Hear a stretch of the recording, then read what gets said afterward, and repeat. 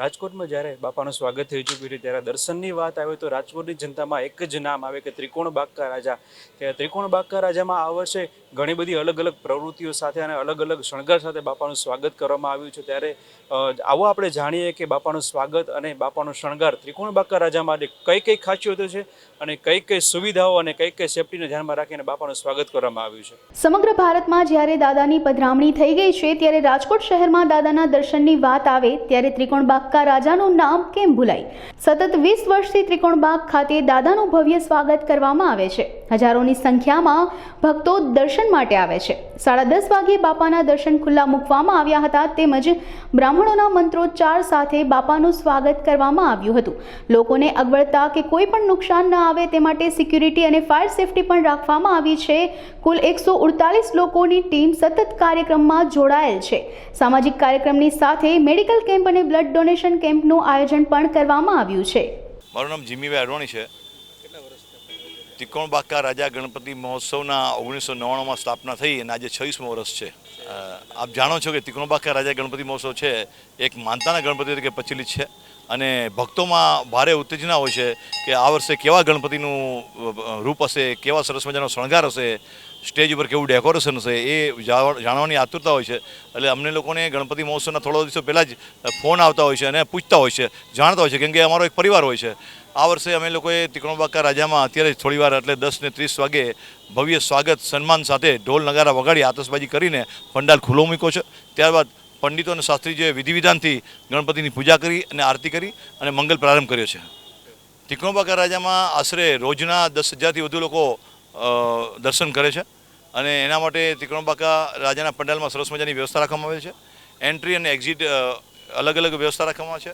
તેમજ ક્યાંય પણ ગળદી ન થાય એવી વર્ષોથી લોકો સ્વયંભૂ લાઇનમાં ઊભા રહેતા હોય છે અને પોતાના દેવના દર્શન કરતા હોય છે. એ જે ઘટના છે એ રાજકોટ માટે એક દુઃખદ ઘટના છે, એનો રંજ છે. પણ ભવિષ્યમાં આવું ન થાય એવી રીતે એક આયોજક તરીકે અને સમગ્ર જાહેર જનતાએ અને નગરજનોએ આ બાબતની સાવચેતી રાખવી જોઈએ, પોતે જ સચેત રહેવું જોઈએ.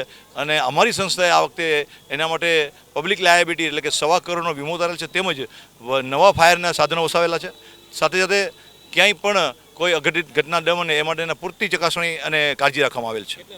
148 લોકો છે જે વર્ષોથી જોડાયેલા છે અને ઉત્તરોત્તર આ ટીમ વધતી જાય છે.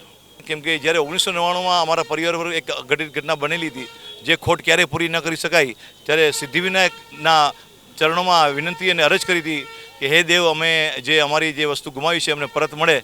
અને એ જ વસ્તુ ગણપતિ દાદાએ અમારા પરિવારમાં આપી અને ત્યારબાદ જે ગણપતિ દાદા આપણે ઘરે સ્થાપના કરીએ એના બદલે આપણે એ ગણપતિ દાદા ત્રિકોણબાગના જે લીમડો અત્યારે હયાત છે એ લીમડા નીચે એની સ્થાપના કરવામાં આવી. ત્યારબાદ દર વર્ષે અમે લોકો ત્યાં પૂજન કરતા અને લોકોની શ્રદ્ધા અને ભાવના વધી અને ધીમે ધીમે એ ગણપતિ આજે શ્રદ્ધા અને ભક્તિના અનેરા ધામ તરીકે પ્રચલિત છે. જી, એ જ ત્રિકોણ બાગકા રાજાના જે મેનેજમેન્ટ છે એ જ એની માસ્ટરી છે કે વર્ષોથી અમારે ક્યારેય આ પંડાલની અંદર સિક્યુરિટી ગાર્ડની વ્યવસ્થા નથી રાખવામાં આવતી, કેમ કે લોકો સ્વયંભૂ લાઇનમાં ઊભા રહે છે, સ્વયંભૂ દર્શન કરે છે. અહીંયા 4 પંડિતોની વ્યવસ્થા છે જે લોકોને દર્શન પૂજા કરાવે, તિલક વિધિ કરાવી આપે.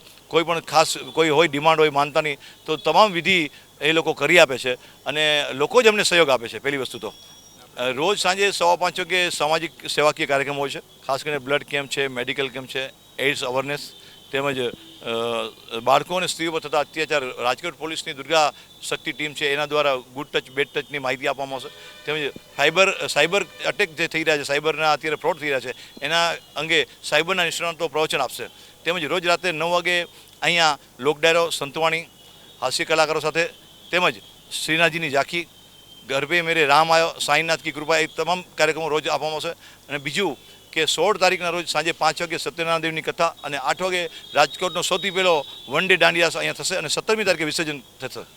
આપણે છેલ્લા 3 વર્ષથી 8.5 ફૂટની મૂર્તિ મૂકીએ છીએ અને એ મૂર્તિ ઇકો ફ્રેન્ડલી હોય છે અને એને રાજકોટના કારીગરોએ તૈયાર કરેલી હોય છે. સૌથી પહેલાં તો હું અબતક અને અબતકની ટીમનો ખૂબ આભારી છું, જેનો અમારી સાથે વર્ષોથી નાતો છે. અને રાજકોટની જનતા માટે એટલું જ કહીશ કે તંત્ર જે સરકાર છે એ એનું કામ કરતી જ હોય છે, એને જનતા માટે સાવચેતીના પગલાં લેતી જ હોય છે. પણ નાગરિકો જે છે એને ખાસ કરીને પોતાનું ધ્યાન રાખવું જોઈએ અને સચેત રહેવું જોઈએ અને આવા કાર્યક્રમોમાં પોતાનું ધ્યાન રાખી અને લોકોને સહયોગ આપવો જોઈએ અને સરકારી પ્રોપર્ટી છે એની પણ આપણે જાળવણી કરવી જોઈએ.